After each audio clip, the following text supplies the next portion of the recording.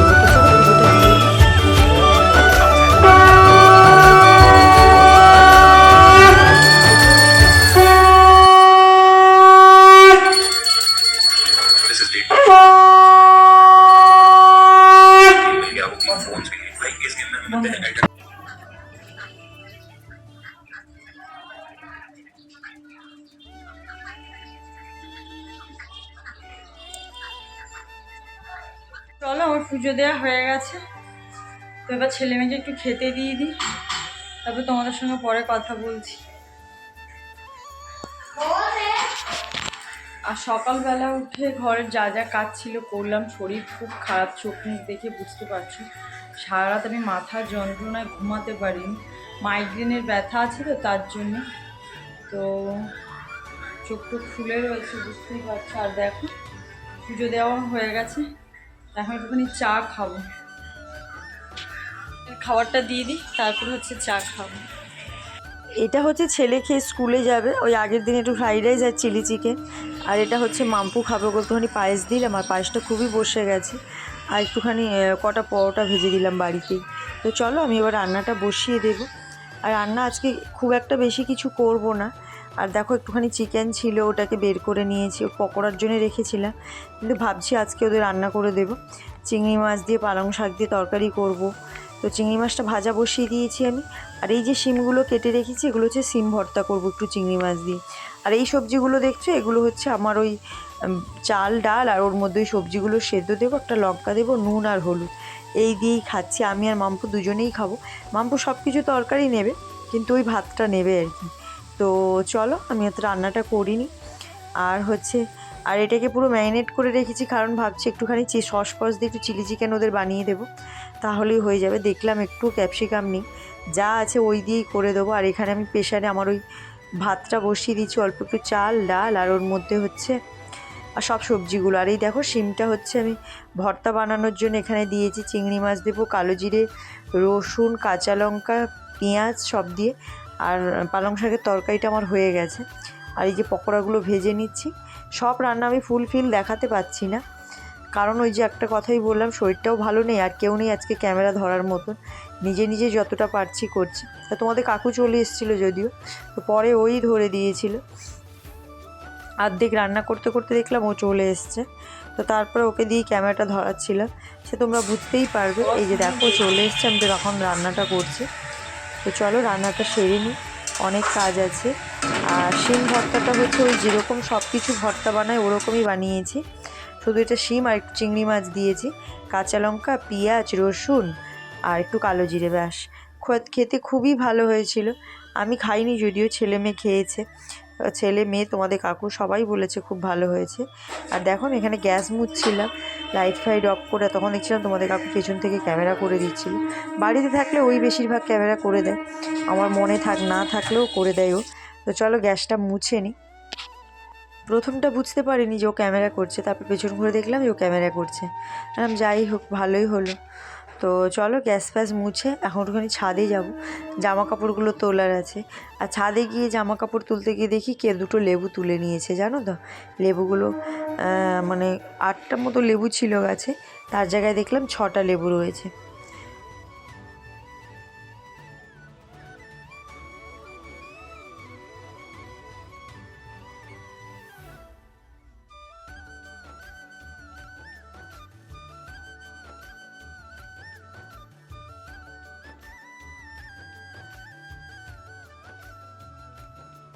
তুমি তো দাঁড়িয়ে দাঁড়িয়ে এখানেই পাঠ করে নিলে। লেবুগুলো নামছে না, আমার গাছের একটা লেবু চুরি হয়ে গেছে, কাউকে ভরসা করে আমি চাবি দিতে পারছি না। যদিও এইবারের কেউ চুরি করেনি জানি, কি বলবো, চোখে দেখিনি কাকে বলবো। ওকে ওকে বলো। লেবু তো রোদ্দুরের জন্য তাকাতে পারছিলাম না, আর কে যে লেবুগুলো তুলে নিয়েছে সেটা নিয়েই বলছিলাম। তোলার কি আছে, যেই জিনিস টাকা দিয়ে পাওয়া যায়, এরকমই ভাবছিলাম। থাকতেই ভালো লাগে। আর কেউ হয়তো নিয়ে গেছে, কি করবে তুমি? কিন্তু কেন নিল, বাজার দিয়ে তো কিনতেই পাওয়া যায় 2-5 টাকার জিনিস, তার সেটা চুরি করতে লাগে? গাছেই ভালো লাগে জিনিস। আর দেখো সবার খাওয়ার বাড়া হয়ে গেছে। আর ওখানে ওই যে চিকেনটা রয়েছে, তো ছেলেকে আমি জিজ্ঞেস করলাম যে শিম ভর্তাটা কেমন হয়েছে, ও তো বলছে ভীষণ ভালো হয়েছে। তোমাদের কাকু এইসব ভর্তা খেতে ভীষণ ভালোবাসে, আমিও ভালোবাসি, কিন্তু এখন খেতে পারছি না। আর আমার ভাতটা তোমরা দেখো, এগুলোই হচ্ছে আমি খাচ্ছি, যেটা হচ্ছে সব রকম সবজি আছে, তার মধ্যে অল্প একটু ভাত আছে, কোনো সময় একটু ডাল দিই প্রেশারে। তো মাম্পু আজকাল এগুলোই খাচ্ছে, তরকারি নিচ্ছে ও, কিন্তু আমার মতো এরকমই ভাত নিয়ে খাচ্ছে। তো চলো খেয়ে নিই, তারপর তোমাদের সঙ্গে একদম কথা বলছি।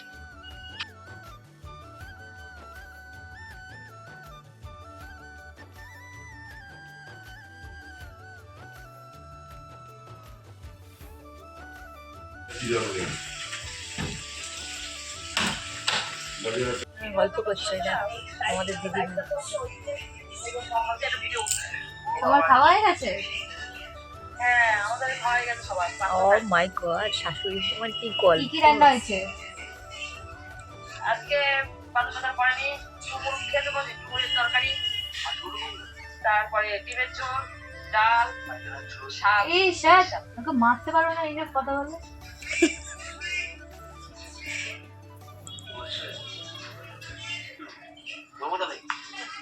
মশা এত এই ঘরে, বাবারে বাবা। মশারি জানলা খুলে গেছে না, আর পিছা দিয়ে নোংরা করে ফেলছে, পুরো মুখে দিয়ে ঢুকে আসছে, সব জানলা বন্ধ কর। শাশুড়ির খবর নেওয়া হচ্ছে তোমাদের দিদি ভাই, বুঝেছো? আবার নোংরা হয়ে গেছে, কে পয়সা করবে? ঠান্ডার মধ্যে আমি পারবোই না, আমার গলা টলা ব্যথা করছে, পুরো এখানটা ফুলে গেছে, পুরো ব্যথা করছে। পাথরও তো ঠান্ডা লেগেছে। আমার জন্য কিসের? আমি তোকে বলেছি বাইক নিয়ে ঘুরতে।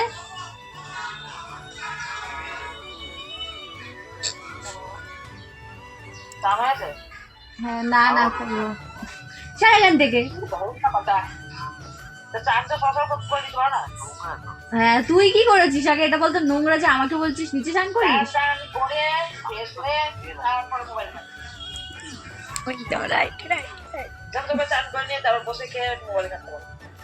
এটা তো বলে বলে হয় না, ও বাবা বকতে বকতে বিরক্ত হয়েছে, কিছু বলে না। আমার প্রতিও বিরক্ত হয়ে যাবে।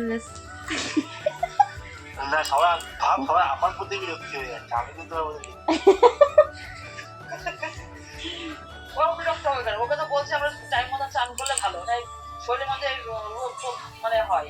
সকালবেলা একটু ঘুম থেকে উঠে দুপুরবেলা একটু টাইমে ঘুমা, কাজ যাবে বলা। হ্যাঁ, আমিও বলা ছেড়ে দিয়ে মারা স্টার্ট করবো ভাবছি। এই না হলে শাশুড়ি, শাশুড়ির কাছে বলছে মারবে। ঠাকুর খাবে তারপর কিছু করে। কে কার হাতে? সব হাতে থাকতে হবে, সব হাতে ঠাকুর এসে খাবে। ওর মারার সাহস আছে আমাকে? নিশ্চয়ই। দেখছো তোমরা শাশুড়ি বৌমার কেমন কথা হচ্ছে, প্রায় দিনই এরকমই কথা হয় ওদের। তা আমি তো প্রায় দিনই দেখি, তাই আজকে তোমাদেরকে দেখানো। দেখো খালি কেমন শাশুড়ি বৌমার কথা বলছে। আর কি রে ভিতুল?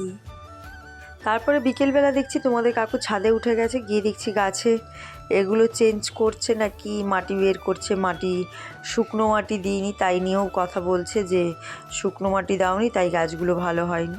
আমি বললাম ঠিক আছে তাহলে তুমিই লাগাও। তো সব মাটির অল্প অল্প করে মাটি চেঞ্জ করে দিচ্ছিল টবের থেকে বের করে করে, তো সেগুলোই দেখাচ্ছিলাম। আর এই করতে করতে সন্ধে নেমে গেছিলো জানো তো। তো তোমাদের কাকুকে তাই বলছিলাম যে তুমি দুপুরবেলায় করতে পারতে, এখন এই সব ঘাঁটছো কাদা মাটি। তো বললো স্নান করে নেবে। তো চলো, আর এই করতে করতে আর আমরা একটুখানি সন্ধেও লেগে গেছিলো। তারপরে দেখাচ্ছিলাম যে পাপাই উপরে উঠেছিল, আর ওর সঙ্গে একটুখানি কথা বললাম। মাটিগুলো সত্যি জল দেয়া থাকলে তো এরকম ভিজে থাকবেই, টবের মধ্যে তো রোজই জল দিচ্ছি। তো জল দিলে কি করে শুকনো মাটি বেরোবে টব থেকে, তোমরা আমাকে বোঝাও তো, আমি তো নিজেও বুঝতে পারছি না।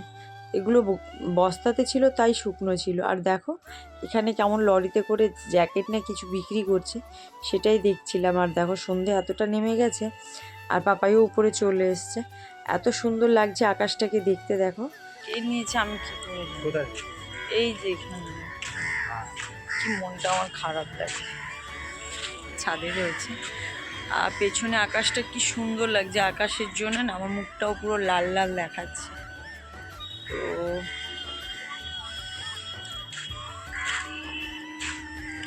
একটু ভালো লাগছে না, এত খারাপ একটা সময় কাটছে না, যা বলার মতো না।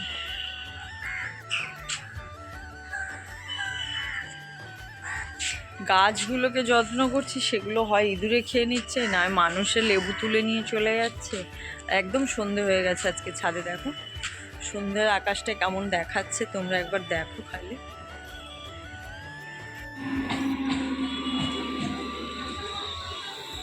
বাড়িতে এসে দেখি চারিদিকে ধোঁয়ায় ধোয়া, কারণ হচ্ছে ও ধুনো জ্বেলেছে তাই। তো চলো সন্ধে ফন্ধে দিয়ে দিই, দিয়ে তারপর তোমাদের সঙ্গে কথা বলছি।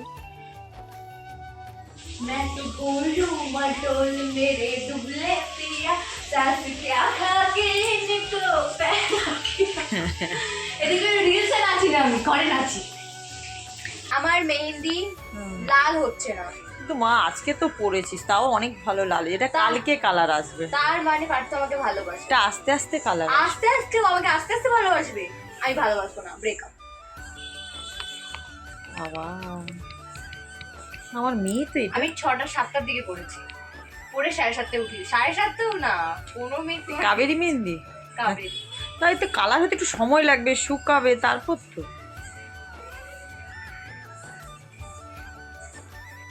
তো চলো, রাতটা অনেক হয়েছে, সবার খাওয়াও হয়ে গেছে। আর রোজ রাতে আমার কিছু মেডিসিন থাকে খাওয়া, সেগুলোই খাচ্ছি এখন। কি আষ্টে গন্ধ বেরোয় এখানে, একটুখানি মুখে রাখার পর যদি জল দিতে দিই আমার মনে হয় গায়ের ভেতর গুলিয়ে আসছে। আমি চাই আমার বিয়েতে আমার মাসিও যাতে নাচুক। আমি চাই একটা গান হবে, ওই যে গানটা যে মা গো আমি থাকবো তোমার, হব না তো পর, তোমার মতোই সাজাবো আমার স্বর্গ সুখের ঘর। আমার থেকেও ভালো সাজাবি মা তুই। এই গানটাই রিলস বানাবো আমি বিয়ের কিছুদিন আগে। চলো আজকে ভিডিওটা এখানেই শেষ করছি। সবাই সুস্থ থাকবে, ভালো থাকবে, সাবধানে থাকবে। দেখা হবে খুব শীঘ্রই নেক্সট একটা ব্লগে। গুড নাইট সবাইকে। নিয়ে নিলে চল দেশের দিকে গান